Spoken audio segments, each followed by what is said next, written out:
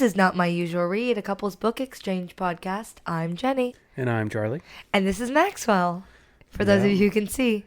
Yeah, I think he's made an appearance in a few of the videos at this point, but yes, he's very front and center today. Yeah, he's a little loud, so hopefully he doesn't meow. I don't really know what he's doing. For those of you who are listening on the podcast, look at all of our Instagram photos because you will see many pictures of this guy. Yeah, I think he's judging if he can jump over here. Yeah, probably so. He likes the chair that you're sitting in. He loves photobombing. Like every photo that I take of the books that we're reading, he wants to make an appearance. Oh yeah, he's always in them. He's very camera happy.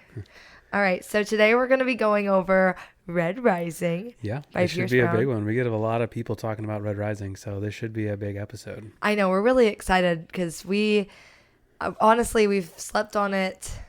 We've sat on it for like a good 2 weeks. We read it 2 weeks ago. Well, like 10 years, to be honest. Oh, I know. And I've honestly only heard about it recently. There's a girl that I watch on Instagram who, she's got a big poster in her background. And I've seen it a couple other times. But I've just never heard of it. I've heard of it, and I know I've seen the cover. I just never... I don't know if maybe my brother had like a copy of the book or something, or like, yeah. I was like, oh, that cover looks cool, but I just never never knew. read it and knew about it. Never. I mean, I wasn't really into books when I was younger anyway, so. Yeah, you were probably cool. why I was cool. I loved books. I was out getting chicks. No, I wasn't. Shut up. I was playing video games in my bedroom by myself. Wow, so cool. Yeah. I was not cool. I mean, I loved books when I was younger. Like whenever I was in high school, I would read until like 3 a.m. In lieu of going to parties. So, Wow. Big nerd over here. Bigger nerd than me. Okay. Yeah, so Red Rising, like I said, this should be a big one because every time we talk about Red Rising, people comment how much they love it. You guys are in for a journey. Yeah. We are going to try. It's tough because we finished Red Rising. We are on Golden Sun. I'm like 200 pages in the Golden Sun, so I'm going to try to like not jump ahead. Yeah. If we do, we'll just edit it out. Yeah, for real. Yeah, you will never know about it, so never know. we really I don't shouldn't think even we be will, saying though. this. Yeah. Hopefully we don't. Yeah, because we know some of the answers. We should have done this episode. And Golden Sun is so good. Oh my gosh, this book was so good. This book is so good, but like everyone's right, Golden Sun is so good. I mean, I agree. Goodness. I just thinking about this book in comparison to the reviews. You know, we've heard a lot about how Golden Sun is even better, which I agree. It's really good, but this book, it takes you on a huge journey of like growth. Surprise. Yeah. Because the main character Darrow, it's like basically his, I don't know, evolution. Mm-hmm. He starts off as like a 16-year-old, and by the end of the book he's in his 20s. So I think he's 19. So I think he's 20 now in Golden Sun. at the beginning of this It's a few years. but yeah, regardless, it's like the span of like 4 years, 5 years. Yeah. But yeah, it's crazy. Yeah, it took me by surprise. I mean, from the reviews, it definitely seems like my kind of book, and it certainly was. It was definitely my favorite book we've read so far, I think, on the podcast. Yeah, and I love... And a top book of recent years, but I think Golden Sun is going to take that. I think Golden Sun is going to be my new... I guess I forgot top how book. much I love dystopian worlds because I have been so enthralled with fantasy lately. And I just forgot because I remember whenever I was maybe 17 or 18, I got into a whole thing of constantly, like that was the genre I went into. I've read so many different ones. And this one really is reminiscent of like the Hunger Games, which I read that when I was, I don't know, around that age. Yeah, I mean, I can see the comparisons, but it's also not, Yeah, in its own sense. absolutely. Like, There's lots it of... kind of is. I mean, I've never read the Hunger Games, but like... yeah, so then you can't really I speak kind on of that. know the story a little bit, and like Battle Royale, that awesome movie, which I think Hunger Games stole from them. But I don't know. From what I've heard of the Hunger Games, like I think, like yeah, absolutely, it's like you're pitting teens against each other on this like planet, but that wasn't really for this same purpose, correct? No, Like why they're fighting and they Red were Rising? forced Yeah. to. No, it's not. I think that it's basically the ending of the book, which we're jumping around, but the ending of the book when they're in this place where they have to fight each other, that is reminiscent of the Hunger Games in this like. Yeah. Well, and they went in this book. They went there by choice. Yes. And it's hard to not draw comparisons. Like I get that, but like, you know, it's hard. Like, don't do that with anything because then you're kind of setting yourself up for failure in a sense because you're going to be comparing it to something maybe you really loved Hunger Games, and this is not really like Hunger Games at all. It's its own thing, and also, this came out 2014. I think we looked it up, and Hunger Games came out in 2012. Yeah. But from what we've read, he was shopping his book around for a while. So like, I don't really know if he got inspiration from Hunger Games. Because remember he got passed by like tons of publications. So I know, which is crazy because it's so good. And no, it's very sci-fi. It's very space. I love those elements of sci-fi that he has added. I also love the way that because I've read plenty of caste system books before. Yeah, Divergent and all that stuff. Yeah, I loved this one. I really loved the way that he separated, like just like the colors, the color-coded society. Yeah, is so cool the way he depicts it with like colors like red, pink, and yellow, and There's tons. Yeah, green, obsidian. Yes. Sometimes. Yeah. Yeah. So let's get into it. Well, so, before we do, okay. we haven't done this in a while. Can we do like a quick, what's happening? What's happening? Yeah. How you been, Charlie? What's gone on this past week? Yeah, last week we went to Fort Worth. We went to Denton, which we haven't. Denton. We used to live in Denton, which I think you posted that cool library we went to. Yeah, we used to go there a lot. And I have not been back to Denton since we moved to Colorado, and I missed it so much. I really love that town. It's beautiful. It's a fun town. I miss the bar because like going to East Side. I wish we could have gone to Oak Street Draft House because that was always my favorite. Yeah. But yeah. Lots it definitely made me miss it. It's a fun town. Yeah, it's a really cute little town. It's a college town, so it's it just feels really alive. UNT's there, which is an art school and a musical school. So I always like attribute it to like a smaller, less crazy Austin. Yeah. Because it's kind of that same vibe of just like artists and musicians. Lots of nice people. But lots not of the traffic craziness of Austin. Yes, completely. Yeah. I agree. So jumping back in. So this was published January 28th, 2014. So basically just missed the 11-year anniversary. Yeah. Yeah. So Darrow is a Red. Darrow is the main protagonist. Darrow is a Red, a member of the lowest caste in the color-coded society of the future. Like his fellow Reds, he works all day believing that he and his people are making the surface of Mars livable for future generations. Yet he spends his life willingly knowing that his blood and sweat will one day result in a better world for his children. But Darrow and his kind have been betrayed. Soon he discovers that humanity already reached the surface generations ago. Vast cities and sprawling parks spread across the planet. Darrow, and Reds like him, are nothing more than slaves to a decadent ruling class. Inspired by a longing for justice and driven by memory of lost love, Darrow sacrifices everything to infiltrate the legendary Institute, a proving ground for the dominant gold caste, where the next generation of humanity's overlords struggle for power. He will be forced to compete for his life and the very future of civilization against the best and most brutal of society's ruling class. There, he will stop at nothing to bring down his enemies, even if it means he has to become one of them to do so. Yikes. I mean, I thought it was so cool to see all of like the perspectives that we're getting to see of the different casts, like as we learn about them. Because at the very beginning, you know, you get to see his perspective as a Red, and then towards the end, you get to see his perspective as a Gold. Well, and you can say he was like a good Red. Yeah. And not like good or bad, but good, whereas he believed what like leadership told him, like, yeah, we're doing this for everybody else. Yeah. We're the backbone of society. He was following the system. Yeah, he believed in I don't know what you'd call it, I guess, but he believed in the hierarchy and he thought it was all for a purpose. And he also was I think it's really reminiscent of like culture, because whenever he was a Red, he brings their culture into being a Gold towards the end, which we'll get into that. But whenever he's a Red, he talks about community and the importance of togetherness whenever they're mining. And they also have like these traditions like dancing and then singing. But dancing, singing, yeah, I mean they do a lot of but the dancing together in the goes bar with like tavern. the movement of the drilling, and Yeah, and like yeah, they do a lot of drinking, obviously, because I feel like that happens with any horrible situation. Yeah. Alcohol helps. Well, yeah, but you got to keep, you know, the working class happy.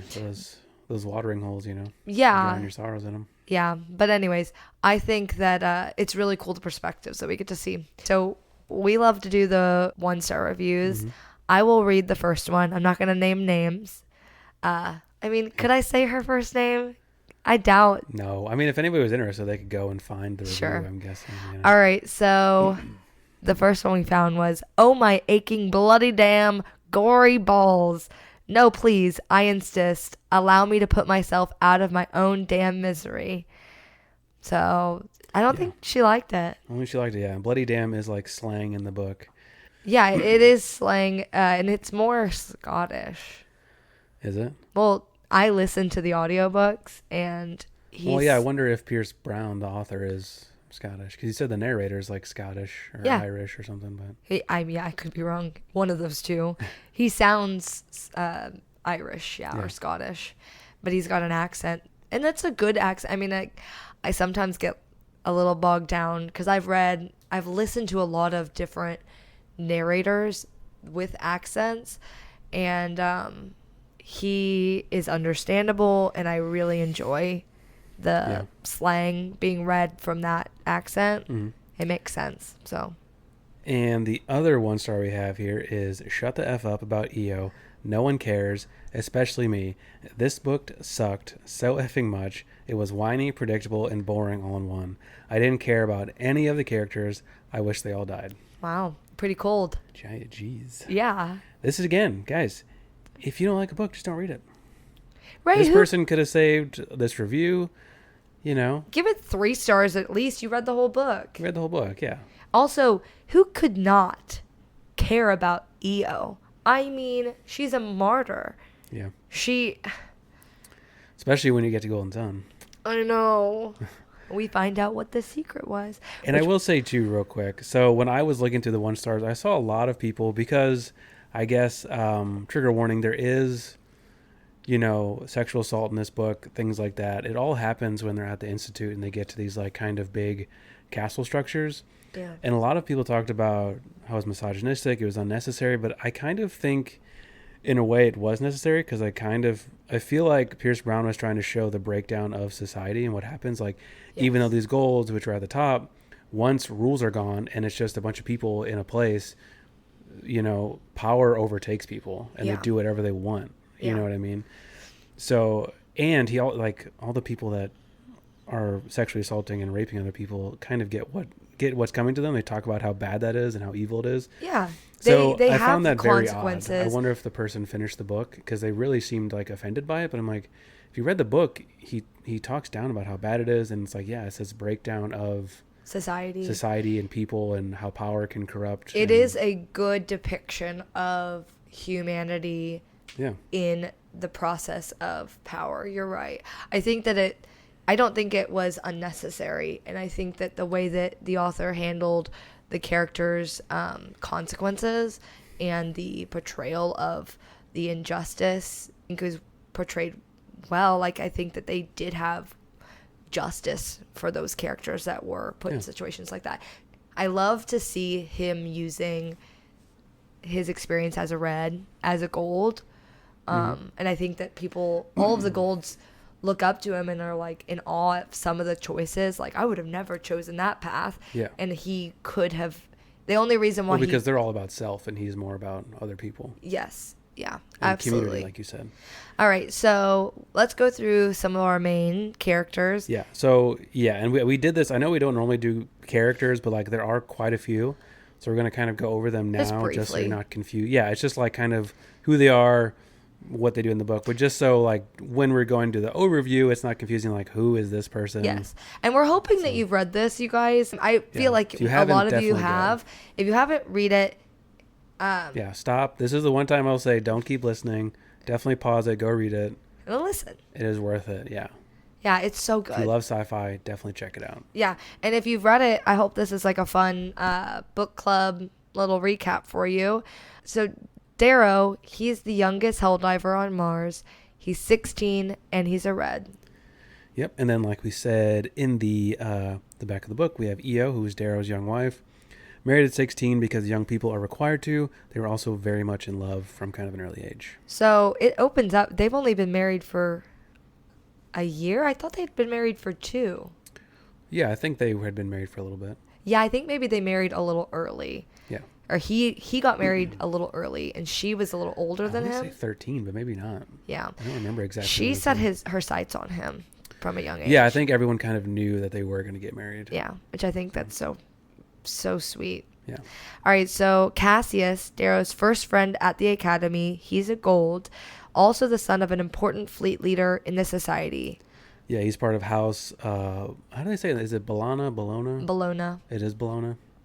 That's dumb. It's like bologna. We have Fitchner, who is a proctor of House Mars.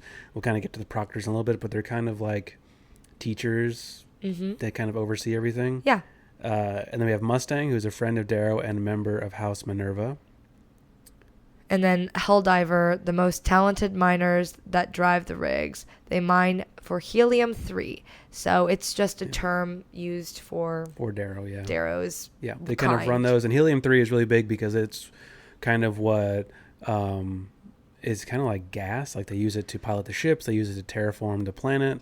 And in the beginning, they think they're stockpiling all this helium-3 to terraform Mars for other people to finally come and live there. Yeah, only young, really quick men can do the Helldiver position.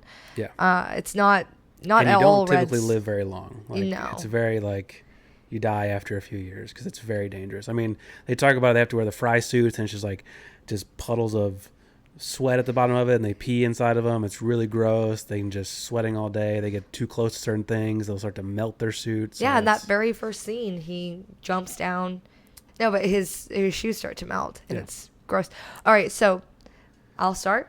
Yeah, so now we're going to get to rundown of the book. Oh, and before we go any further, let's do our sources. So Goodreads, Book Club, Babbel, and book series recaps. Thank you to them for the help today. Yes. But yeah, why don't you start us off? So Darrow is a Helldiver in the Red class of society living on Mars. They're working to terraform Mars, which they think is necessary for them to live. They're trying to make it fit for the rest of humanity. They are governed by the hierarchy rules of the society, and the Gold class is at the top of the pyramid. Nice. Yeah, and if you watch this on YouTube, I'll try to kind of throw in that pyramid just so you can kind of see it on the screen. But yeah, it's like the Reds are the very bottom. If like think about the food pyramid, it's kind of like they're the wheat and the gold are like the sugar at the top. Darrow's wife Io tries to convince him to rise up and do something about the way society treats the Reds. They are basically slaves. Darrow is reluctant to cause any trouble because his father once took a stand and he was executed for it. One night, Io shows Darrow a place she found. It's kind of this domed area. I don't know if it was real or not, or if it was just like a simulation, but it's kind of see space. There's animals there. I don't think so. Vegetation. Because they go up an elevator to see the actual sky, you know? Oh, later on. Yeah. Later on. So I think it was like a simulation of space. But basically, yeah, the Reds live in mines. They never see daylight. They never see the sky. They never see trees, like anything like that. They live underground. It's squalor. All right. As they sneak back, they are caught and are flogged for trespassing. A famous Gold named Nero A. Augustus, the arch-governor of Mars, is there at the flogging. Darrow is flogged first, then Io. After a few lashes that Io gets, she begins to sing the forbidden song. She is then hanged because she sings this forbidden song. It's not just like forbidden for like if you sing this and the Gold's here, you're going to get killed, basically. Which it's the same song that Darrow's father sang before he was executed. So right before they hang her, she screams, "Break the chains." And the whole thing is televised, which kind of creates this martyr situation. I don't know why the Golds did that, because they were the ones that... I don't think they did. I think they control it, but then I think... that the Red... The Sons of Ares, I think, like, manipulate the feed and, like... You're right. Blast out what actually happened. Yeah, you're right. Yeah. All right. After she's hung... Darrow goes and sneaks to get her body, which is against the rules. And now he will also be hanged because he broke the law and took her body down. Yeah, before we're supposed to. And then his uncle, right before he goes to take her body down, gives him this drink that makes him feel kind of funny. He doesn't think of anything of it. And then after he buries Io, they take him and hang him. And then we think he's dead. Yeah, and I will say too, I think it's because Mars has weird gravity, but typically when someone is hung, they go in and like pull on their feet. It was just to, horrible. I guess, like break their neck and make like a quicker, because I think you'd kind of just like Which isn't that kind like of suspended there so for a bit. stupid that they even hang them? Like, wouldn't they do some other form of execution? Wouldn't that be better? I guess it's more dramatic. Probably do, yeah. And it's like that's probably one of the worst ways to die. Right? Being So, hung and then it probably is like, I don't want that. I'm gonna, stay in line. yeah. But like they didn't. That's one other thing too. We just said that they knew they were slaves. They didn't. They thought that they were mining. They thought they were free, but they were just living underneath there to mine for. Yeah, they thought they were just kind of like the backbone of society. Yes. Yeah, they didn't know they were slaves. They thought They we're didn't know doing that this anybody for a good was cause. inhabiting Mars at that No, point. they thought it was just them there mining, Yes. basically. Yeah, so Darrow wakes up later in a grave. 2 Reds of Ares pick him up, the Sons of Ares, which we'll kind of learn. They're kind of like this military, like little faction kind of guerrilla group. They take him to the leader of Ares, which is Dancer. He shows him the golds, and the other colonies have been living on the surface of Mars for hundreds of years. It is already completely terraformed, and they keep the Reds as their ignorant slaves. They have a mission for Darrow, and he accepts it. And this is when they go up in this elevator. It takes a while to get up there. They go up there, and it's in like a building, and yeah, there's like people flying around on grav boots. He sees the sky. There's trees, grass, everything's terraformed. He also finds out, which I don't know if it already happened, but like other planets are also terraformed. Like Yeah. there's cities on other planets. Mars is fully inhabited. Like you guys are just slaves to just, kind of keep society going at this point. Yeah. Yeah, and we get to see a lot of the different classes or the caste system. There's Reds that are above. Yeah, there's like high Reds, and the high Reds are like janitors Yeah. in the cities. Yeah. All right, so Dancer takes him to a man named Mickey. He's a carver, so it's a futuristic, like, plastic surgeon. And then he turns him into a gold. Darrow's time as a helldiver has given him street smarts and dexterity. They alter his brain and his body, new skin, bones, teeth. They change his eyes. They transplant new golden eyes and teach him the manners and grace of a gold. Yeah, it's very much like if you don't talk and walk and act like a gold, like you can be found out pretty easily. Yeah. And it is a color society, so like their hair is gold, their eyes are gold, each class, which they talk about, some are somewhat different. So I don't know if you can like alter your appearance or something, but like the Reds have like red eyes, red hair, the golds have gold eyes, gold hair, like. Which I didn't get that at first because I would have pictured it differently. They didn't describe that until you get to meet Mickey. And I was just thinking, man, how creepy. Red eyes. Yeah. But, they look cool. Yeah, they probably look cool. I mean, you're Yeah. probably used to it. A month later, after, Mickey's kind of done altering his entire body, bones and all, he gets accepted into the Academy for Golds. There, the students are divided into 12 houses, and Darrow is chosen for House Mars. They do this big test. He only misses one of the questions, and he's ranked 9th out of 1,000 Which is crazy. other candidates. Yeah, so his time as a Red, and then his learnings to become a Gold have like really transformed him into like a top candidate for this academy. Yeah. On the first morning of the class, they are paired off. Someone from the top of the class with someone from the bottom of the class. So this is called the passage. Yes, it's the passage. Yeah. So after you kind of go through all the tests, it's called and you get into your house, it's called the passage. So you basically go into a room naked, and 2 people go in, 1 person comes out, kind of like Mad Max and the Terror Dome. Yeah. So, And but yeah, basically, they somebody from tried the to top, do someone it. from the bottom. Yeah, they tried to do it strategically. People that didn't rank very high in the beginning after doing those tests and the entrance, they're basically trying to weed out the weak. Mm-hmm. So, And yeah, so Darrow wakes up. He's in there with someone he already knew. His name was Julian, who he finds out is the younger brother of another guy he knows named Cassius. which we talked about at the beginning. Yeah. He's So going to be an important character. He's from House Bologna. He was like ranked 99th out of 100. Julian was, so not super strong. And yeah, it's kind of done for a reason. Out of 100 or 1,000? You said Well, for 1,000. this house, they had 100. Oh, got Each it. house is 100, and they whittle him down to 50. Got it. And he was like 99. Yikes. So Darrow ends up killing him. Darrow keeps who he killed a secret, as do most of the other students. Darrow realizes that society likes to keep a wedge between people with secrets and lies. Yep. All right. So after that, they're taken to a large location where each house has a castle and they fight to keep power and land. Got very Game of Thronesy here. They can acquire slaves by capturing students from their house. They mark them with their standard, it's like a scepter. And Yeah, if then you can imagine like old medieval times and people like walked into battle with the flags, that's what I kind of picture. Just like Yeah. a big stick with like the house yeah. like crest on it or flag basically. Yeah. So House Mars is divided almost immediately. They're not working together at all. They form clans within their house. Darrow and Cassius Well, lead and one group. House Mars is known to be like very brutal and strong and Yeah, like each house that, we end up seeing is basically like a different, don't they represent a different planet?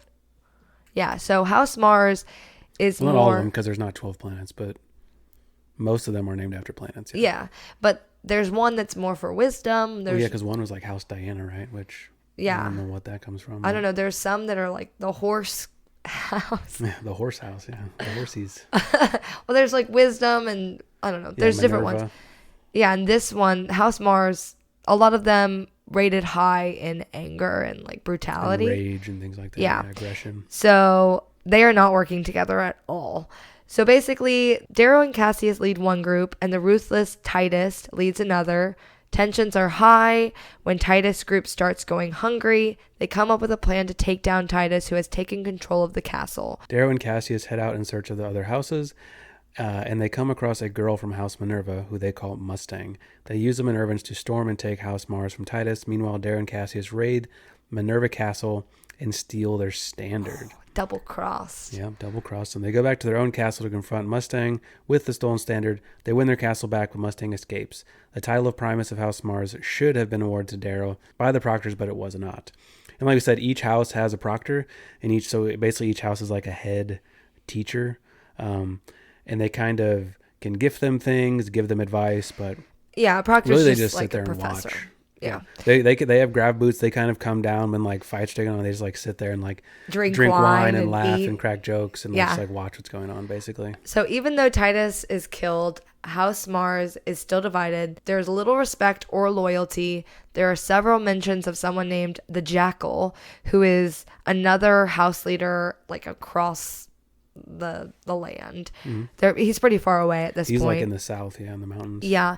And Darrow doesn't know anything else about him, but it's a very ominous, clearly this is going to be an opponent at some point. Yeah, it's just like you keep hearing rumblings about this Yes. crazy guy. Well, and even Titus. So Titus, before he kills him, Titus slips up and he says some red slang. So we find out that Titus was actually a red Yeah. who also infiltrated the gold. So Darrow is not alone. Yeah. I think it's funny, but it makes Titus, sense. but Titus was one of the guys he was like raping other students, killing people. So Darrow, kills him. I think it's funny Well, that Cassius kills him, but Titus is also another red. Clearly, because they've both been put in Mars, it's because they're super full of rage because of the fact that they were reds. It comes out the reason why Titus was raping golds that he turned to slaves was because that's how his wife died, and it's horrible. But I think that it doesn't. It talks about it. It doesn't solve anything, but like. no, it didn't do anything. I mean, you could have gone further and Like infiltrated further and taken down more. And Like he Darrow. lets Cassius kill Titus because, as far as Cassius knows, Titus is the one that killed Julian, his brother. Yes.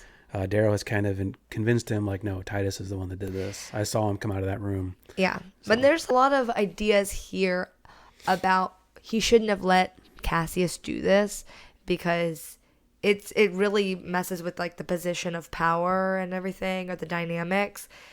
And he really second guesses himself a lot after this. Eventually, the Jackal sends Cassius a video of Darrow killing his brother Julian. Cassius then lures Darrow away from the castle and challenges him to a duel. Darrow is stabbed in the stomach. Cassius leaves him for dead.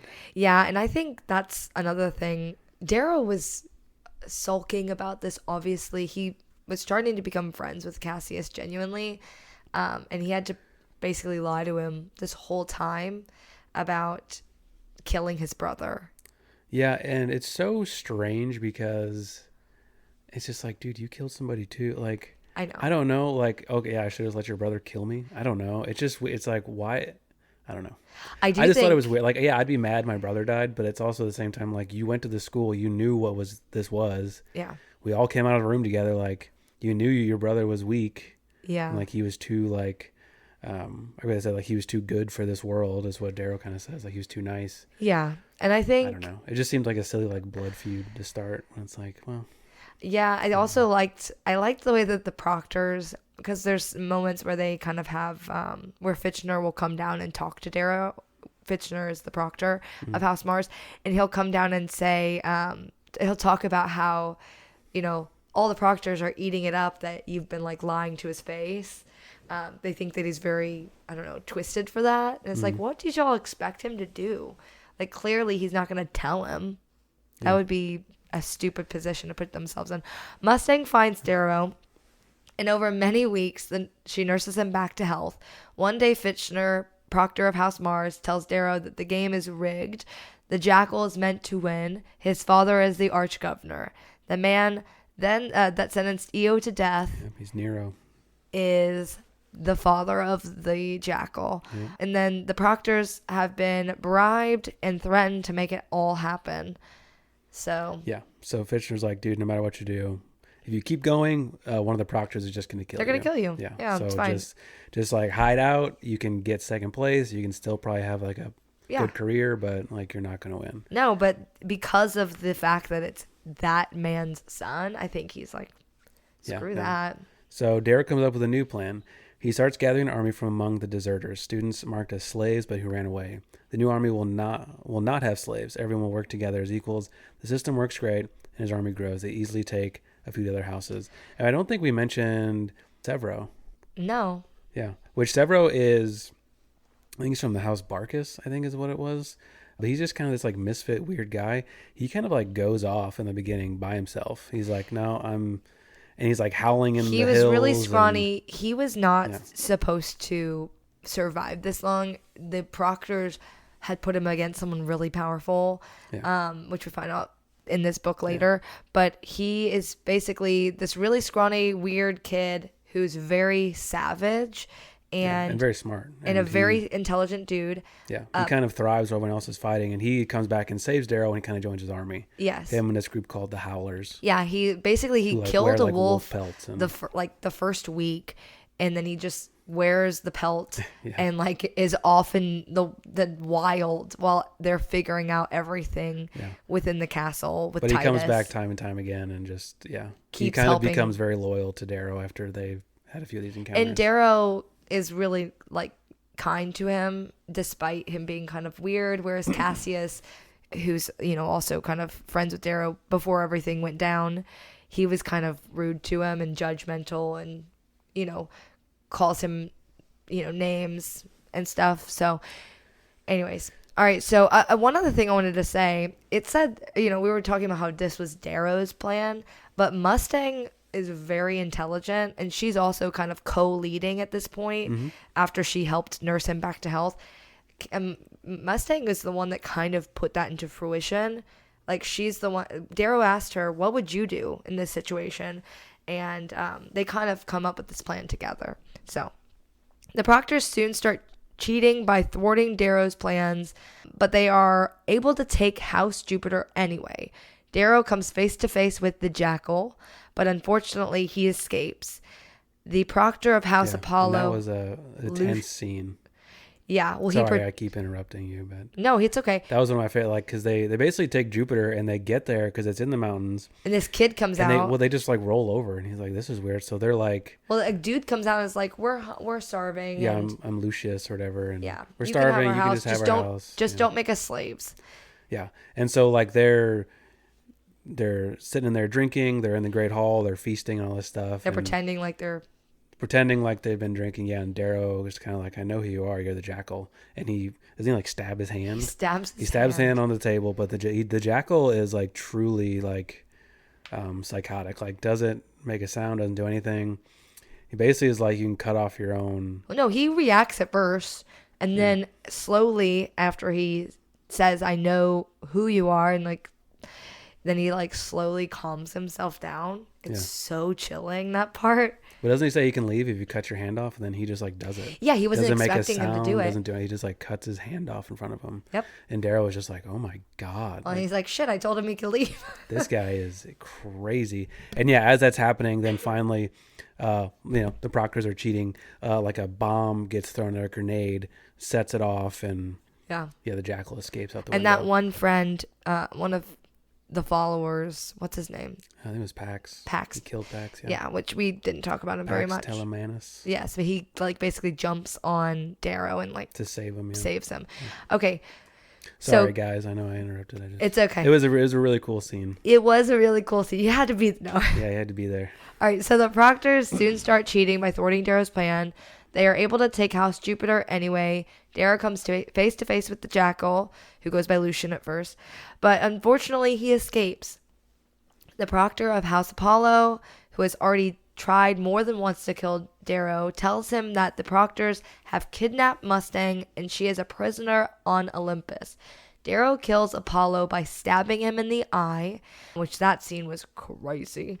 Darrow and his team use stolen grav boots to fly up to Olympus. You can read the rest. Sorry. Darrow and his team use stolen grab boots to fly up to Olympus. They take down or tie up most of the Proctors and save Mustang. And I will say, like, this is unheard of. They're basically attacking teachers at this point. They go up to this overlook where the teachers stay called Olympus, and they are just like, now we're done with this. They're all cheating. Yeah, they're all cheating, and it's just like, this is, like an unheard of situation, basically. Yeah. After he saves Mustang, Darrow kisses her, and then sends her and half his army to face the Jackal where he is hiding out. Fitchner then delivers the bad news that Mustang is the Jackal's twin sister. I knew it, though. Yeah. I, for real... Well, they said, I forget they said the same, like quote or whatever it was. They said like the same thing. Yes. Because I caught that too, and I'm like, something's going on there. Yes. No, I know. They had said it. The Mustang said it forever ago whenever they were like rising up this army of slaves and freeing them. Yeah. And then later, when they were having that conversation, the Jackal said it, and I paused my audiobook and looked at Charlie, and I was like, they're siblings. I was like, they're related. Or, no, I don't think that I thought they were lovers ever. I was like, they're related. Yeah. I knew that was going to be her brother, but her twin? Twin brother. Okay. So Darrow believes Mustang will betray him by joining with her brother. Oh. Basically, she leaves. She's like, I'll go get him. Yeah, I'll get him for you. And then, that's when Fitchner's like, you idiot. Like, that's his sister. And he's like, great. Yeah, awesome. Now they're going to team up. So Darrow and the rest of the army rush back to Mars Castle and quickly overtake it to replenish their numbers. Cassius is still leader there and gives the Primus badge to Darrow, but he also swears like a blood oath whenever he and Darrow come face to face again, they will fight to the death. Yep, it's on site. On site. Yep. Get your... Pretty cool. Yeah. Pretty badass. It's pretty cool. Darrow prepares for Mustang and the Jackal to attack, but they don't. Mustang is a true ride or die. She brings her brother and his men, now enslaved to her, to Darrow, and acknowledges his rule. Darrow has won the game. Yeah, I think she brings him back like naked in a sack or something, doesn't she? Yes. What a boss. Because I thought, I was like, man, this is like she's gonna betray him. Yeah. No, and I was so happy that she didn't. But I also, that's pretty cold. Your brother. Well, they were separated for like a long time. Because I think she even said like the brother she liked was killed. Yeah. Right. And then, she didn't know him, even though they're twins, which is really sad. Yep. The arch-governor separated them at a pretty young age because they didn't want anybody to know that was his kids, so that she would be safe because people would possibly, try and kill her. Mm-hmm. Anyways, the drafters and the arch-governor shows up to signal the end and acknowledge Darrow as the winner. He will get to pick whatever apprenticeship he wants amongst the drafters. The arch-governor admits to Darrow that he cheated, but in exchange for silence on that matter, he offers Darrow a position under him. Darrow doesn't want to, but since the arch-governor is the most powerful man on Mars, it's his best chance to excel in society. For Io and for the Reds, he accepts. Yep. Yeah, so he becomes a Lancer for House Augustus. Yep. And that's kind of where it ends. I will say, so the whole time they're there, there's like video feeds being sent back to the houses. Because of their rings. Yeah, and they before they do this, there's like a delay. Severo kind of goes in and like alters the feed so it doesn't show like Darrow just like killing teachers basically. Yeah. Yeah, so Yeah. So I they just don't wanted know to throw about that. that in. They didn't really know about all that. Yeah. But, Yeah. All right. yeah, and that's where the book ends. That is where the book ends. And oh my gosh, it was What a ride. such a ride. I loved it so much. I don't know what I was expecting. I guess I had like no expectation. We kind of went in a little blind. Yeah, I had no idea. I didn't know. I just knew that it was a really popular book series and it was sci-fi and Yeah, well, it's kind of cool because it was dystopian. like Game of Thrones with like sci-fi stuff because they have these like really cool like swords called razors, which are almost like sword whips Yeah. and grav boots and this other stuff. But like the beginning, it's very much like medieval times. Like people are just like naked, running around, all dirty. There's horses, Yeah. and then it just kind of slowly gets back into like sci-fi. Yeah. Which I thought was pretty. I cool. thought it was really cool because I think the reason why they do what's that is all part of that's part 3, which is not the Institute. I mean, technically it is at the Institute, but they are basically trying to put them back in a position like at the beginning of the Gold's uprising. Yeah. So they want all of the Golds to prove themselves, and but yes, it was very medieval feeling, and I thought it was a really cool pairing with sci-fi. I loved it. I thought so too. I thought it was awesome. Yeah, I Enjoyed it. agree. And yeah, let's do a few questions now. So, did Darrow's transformation from red to gold impact you emotionally, given that the golds are quintessential deceivers? What must it be like for him to become one? How would you feel if it was you? Yeah, basically becoming the thing that That you killed hate. your wife. Yeah. I think that it really messes. I don't know if I'd be able to do that. I mean, I guess if I'm not very vengeful, but I don't know. I've never lived a life like that. Yeah. That's what we call the long con. I think that I would completely lose my sense of identity. And I think he does a little bit. I really liked the way. So there's a part after the second rising of Darrow, after Cassius tries to kill him, whenever he's, getting this big army of previous slaves and freeing them, when he thinks back to the way that he used to connect his people back in the mines, and he starts to treat them the way he would have treated, somebody he worked in the mines with. Like he'd connect with them, talk to them. Whenever he took those lashes, whenever Titus had to get lashes, not Titus. Yeah, it was Titus. Yeah, whenever one of the people had Or to get, Tactus? whenever Tactus, yes, Wasn't that his those name? Yeah, names there's are too similar. two like T names. Yeah, I think So Titus was whenever- the one that was the other red. Yes, whenever Tactus made a really bad choice and raped a girl or tried to rape a girl, he whipped him instead of murdering him, and then he also had him whip Darrow. Like he was like, "All right, now it's your turn to whip me." Yeah, it's kind of like any mistake you guys make is a mistake on my leadership. kind of Yes, thing. and I think that was everybody was just like jaws dropped moment for the Golds. Yeah. I thought that part was awesome, and I think that it kind of gave them a different perspective. They were like, "Oh, this guy is different." So yeah, I think that Yeah, he's cooking. yeah, no crumbs. Stupid. All right. So the Golds are master manipulators. How do characters like Octavia Aloon embody this? Yeah, and I don't know if we talked about Octavia, but she's like the sovereign, which is kind of like the queen. Yep. And she does these commercials and just like pumps out this stuff. She pumps out propaganda. Yeah, when they're down below, and it's just like the Reds are the saviors of society. You Yeah. guys are the backbone. We have We need nothing you. but respect and love, and it's just all BS. I mean, and it worked because Darrow bought into it. Yeah. He Darrow was never, like, they love us. What are you talking? Like, we are the backbone. we're doing of this for our Mars. children. Yeah. And EO was like, we could be more than this. Yeah.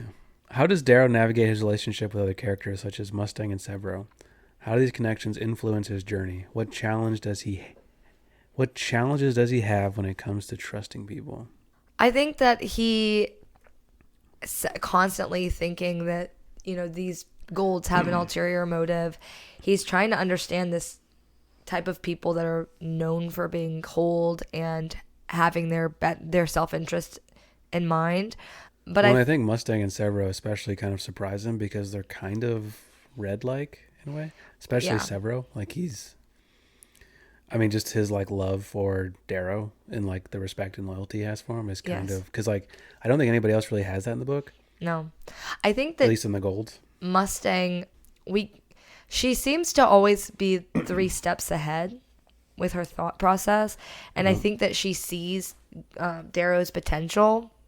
Kind of like Io does, yeah. Yes. So she's put a lot of faith into him, and she has given him a lot of ideas, because I think that she's kind of using him as a chess piece, not in like a bad way, but she sees his position and his power, and she knows that she can, work with him, and they can kind of have like a common goal. Yeah, she's kind of cultivating him into a true leader. Yes, and I think that her perspective helps him a lot, because of her knowledge, because of her position as the arch-governor's daughter, like she's very knowledgeable about, all of the politics. So yeah, I think that he's surprised by her, but he immediately thought she was going to betray him. Mm-hmm.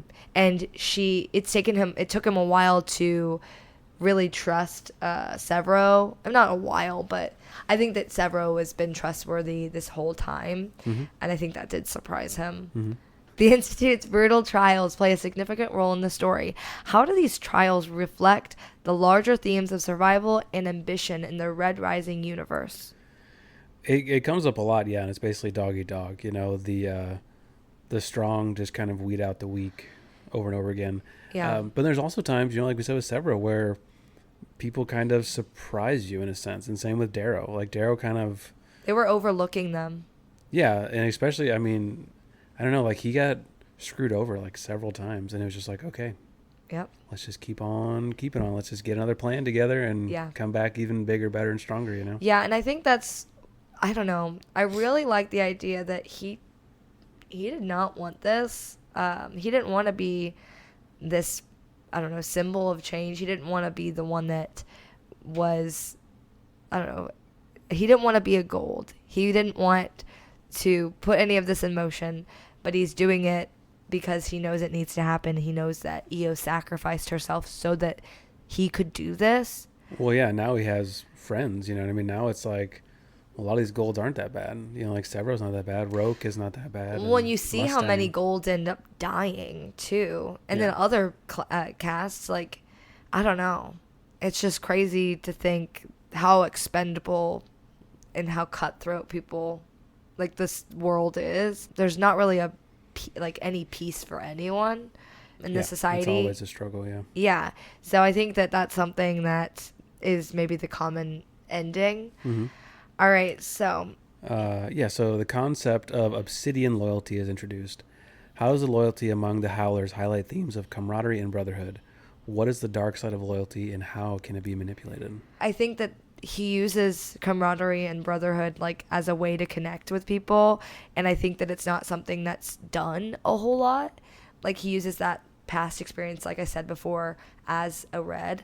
But then Severo also did this. Like I think that Severo is a pretty important part in this, because didn't he already have his Howlers, or was he a lone wolf? No, he had he was at first, but then he kind of had people. That was a joke. Yeah, and then he kind of had people follow along with him. But it was basically it was like 3 other outcasts. This is how we operate. You're gonna run with me. This is how we're gonna live. And if you can't do it, then you're just gonna get left behind. Basically. But Darrow, I kind of love the way that he looked at Severo and the way he's doing things, and then after he, started freeing these slaves, he basically made them do this like ritual, and it made me think about like I don't know, fraternities. Well, yeah, towards the end you had to like earn your wolf pelt basically. Yeah, it's definitely if you want to be a part of our pack. Yeah. Gross. Wolf pack, yeah. Okay. Well, then you had like dark side of loyalty, which is like Titus and his whole group, Yeah. They're just like raping and killing and taking whatever they want to. Well, yeah, it's kind of like this frenzy. There. Yeah. It makes me. Oh, well, I was gonna say something. It's not really relevant, I guess. But it makes me think of that artist. Do you know which one I'm talking about? She's the Russian artist. She does this like big performance piece where she has all of these weapons on the table, and she's sitting there, and the piece that "You Can Do Whatever You Want to Me" is like on a plaque like in front of her, and you know there's weapons, but there's also things like food and like drinks and water and flowers, and you know it could have been really beautiful, but it got very violent. Like people were cutting off her clothes and cutting her hair. One person cut her, and it was this big performance piece. She was sitting there completely docile for like 24 hours, and she was just, you know, it was supposed to symbolize humanity, and it really did. It was this powerful piece because whenever people were presented with the options to do something good, they did something horrible. And I don't know.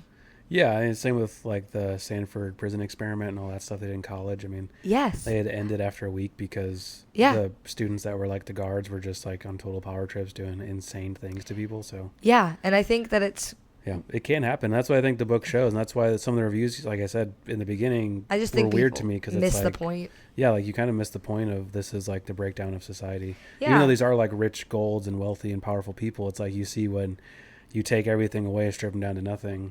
Yeah. Like what kind of boils up, what kind of comes up to the top. Yeah. The artist's name is Marina Abramovich, I think. Okay. And we've watched, she's a performance artist. Anyways, I just wanted to say that before I forgot. Okay, so. Yeah, well, that's the end of our Red Rising. I thought, whoa, what a book. What a book, yeah. I was really pleased and so excited about it. And yeah. Well, next week we're going to do Golden Sun. And like yeah. I said so far, Golden Sun is awesome as well. Oh my God. And apparently it's like ranked even higher than Red Rising. This one was 4.2. I think Golden Sun and Morning Star, what is it? Yeah, Morning Star are both 4 or 5 or higher. Yeah. Yeah. It's so good. I love it. Yeah, I absolutely love it. We've totally been just sleeping on it. So excited to join the club now. Yeah. No, yeah, I'm excited to keep on reading. And yeah, and if you haven't read this and you listen to this, we highly recommend reading it. We missed like a lot of the, you know, middle and detailed parts. Yeah, there's like even more backstabbing and politics and yeah. We just hit the biggest moments. Yeah, kind of the big moments, yeah. But it's so good. I would definitely recommend it. And if you have already read it, we hope you liked this recap and our little book club discussion. Drop a comment and a like. Yeah, and follow us on Instagram, TikTok. Go check us out on YouTube. I'm putting the videos there, so we're getting little views here and there. We're also going to, keep doing some shorts. Yeah. So yeah, check us out on all the big platforms. Yeah. We're there somewhere. We're there somewhere. Yeah. Thanks for listening. Happy reading. Happy reading.